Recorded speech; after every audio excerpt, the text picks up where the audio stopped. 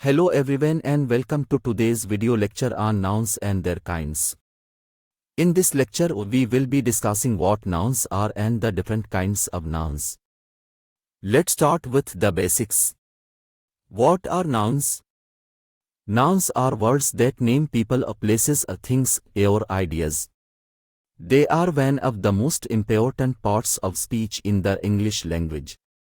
Now let's take a look at some examples of common nouns. Common nouns are the most basic type of nouns and refer to everyday people, places, and things. Examples of common nouns include dog, a cat, house, a car, and city. The next type of nouns we will discuss are proper nouns.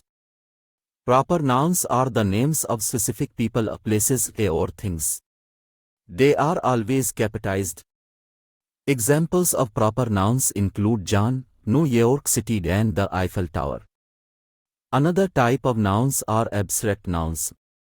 Abstract nouns are nouns that cannot be touched, seen, or heard, but are felt or experienced.